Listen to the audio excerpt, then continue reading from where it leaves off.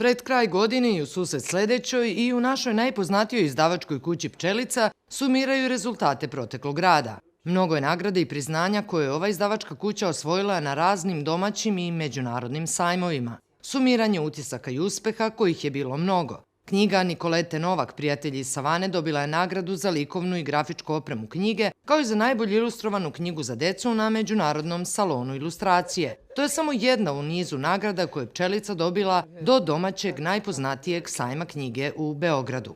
Svi izdavači su sa nestrpljenjem očekivali dodelu sajamskih nagrada. Nama je pripala izuzetna čast da je roman Nikolete Novak Poziv dobio sajamsku nagradu kao dečija knjiga godine. Pre nekoliko dana stigla nam je vest da će biti dodeljena nagrada našoj autorki Silviji Otašević, koja već godinama živi i radi u Americi, za roman Olimpijski san. U pitanju je nagrada koju dodeljuje Matica iseljenika i Srba u regionu stvaraocima koji žive i rade van granica naše zemlje. Nagrada se zove Rastko Petrović. Svaki sajam, svako priznanje, svaka pohvala je važna, ali i uredništvo Pčelice ima onu koja im najviše znači. S obzirom da je Međunarodni sajam knjiga u Beogradu centralni događaj za sve nas izdavače i da svi nekako potajno priželjkuju da dobiju sajamsku nagradu, možda bih izdvojila tu nagradu romanu Poziv autorke Nikolete Novak za najbolju knjigu za decu.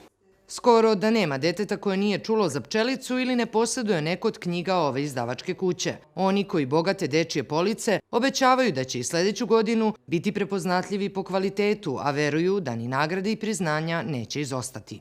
Svake godine Pčelica dobija zaista veliki broj nagrada i priznanja, neki put se nagrade ponavljaju, nekad su to neke nove.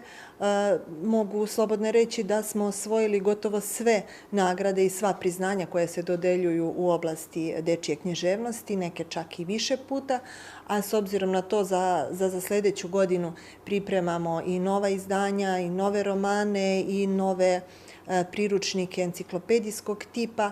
Očekujem da će neki od njih sigurno privući pažnju stručne javnosti, tako da naravno i u sledećoj godini očekujemo osvajanje nekih prestižnih nagrada.